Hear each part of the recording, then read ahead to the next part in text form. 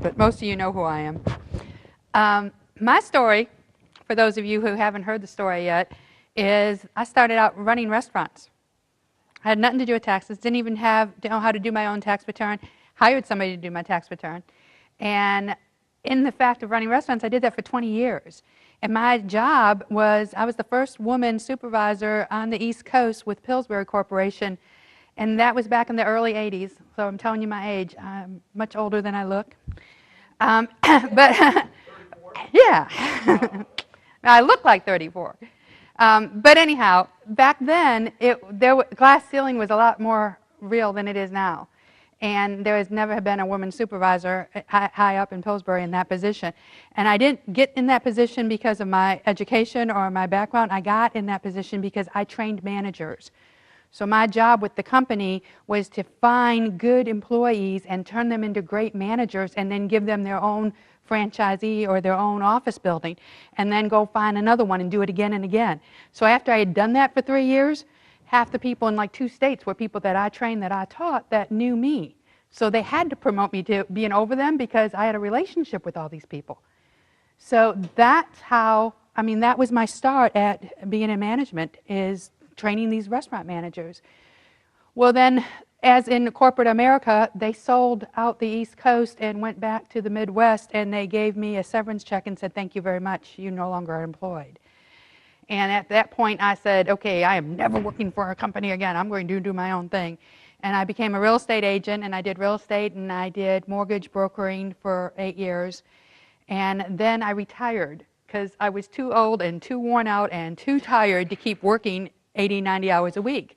So I went and bought this little farm in the middle of nowhere, Virginia, and retired to it and got there and was there for about 2 months and thought, oh my God, I'm too young to retire. It sounded like such a good idea when you were working, but once I stopped working, I didn't know what to do with myself. And I totally got into retirement like in November. Well, I was going to have a garden, and I was going to travel, and I was going to do all this stuff. You can't do nothing in the rural area in the cold. So my daughter hired me to work in her tax office. And I said, I don't know how to do a tax return. And she's like, well, can you answer a phone?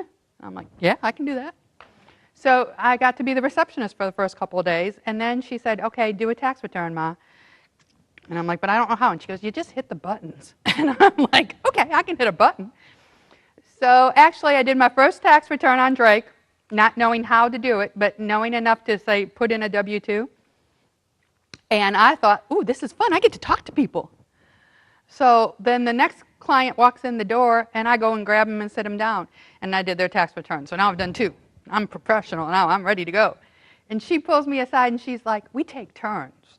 It's like, okay, I got yelled at again. So that season, I worked for like 3 weeks and got fired by my daughter because peak was over, and nobody told me that peak only lasted until mid-February. I thought, it's a tax office. You have to work till April 15th, right?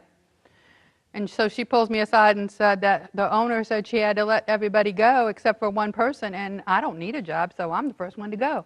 And I'm like, but I want to. I'll do it for free. I want to stay. This is fun. So that was my first experience with taxes. The next year, the owner of that company needed a manager for that office because my daughter was no longer available. And she said, call my mom. And he's like, your mom knows how to do taxes? And she's like, sure. I done 2. So he called me and hired me for the manager of that office, and that year we doubled the amount of returns we did. I had the lowest labor percentage out of any office in the company and the highest profit margin.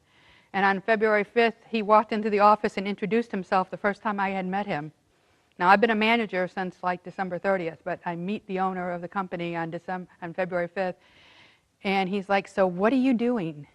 Why are all these numbers so good, and why do you know what you're doing? And I told him about my background in restaurants. And he's like, well, I need you to teach everybody else how to do what you're doing.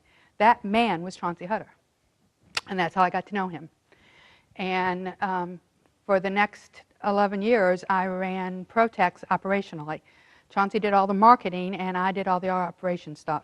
So when it came to hiring employees and training people and setting up new offices and designing offices, that was my position with them.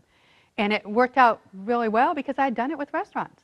You know, whether you're training somebody or picking somebody to run a tax office or to manage a restaurant, it's the same skill level.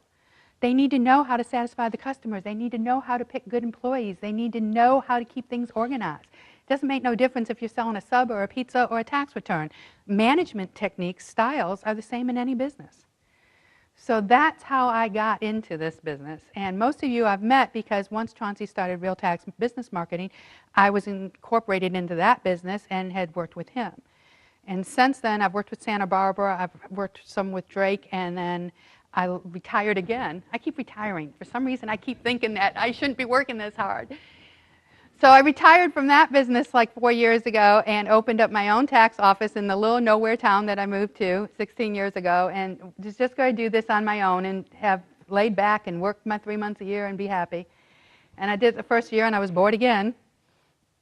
So then I started going ahead and doing some other things, and Michael, that first year after my office was open, said, you need to be doing this on your own. You need to start doing consulting and working with tax business owners now that you're not with Chauncey. There's definitely a need for people to do what you do. And I didn't have the money, and I was intimidated by going ahead and starting out on my own. And through his insistence and me getting a team together of exceptional people that can do what I can't do, I'm out here doing this now. And this is really our first time that we put on a seminar by ourselves. So you've all been to the ones that I've spoke at with 100 and 200 people at it, and now you look at this room of little people, but this is the start of something. And when Chauncey started it back in 1998, we had 4 people in the room. So I'm impressed by just what we have in the room today, and I know where he took that, and I know where I want to take this. So that's why I'm here.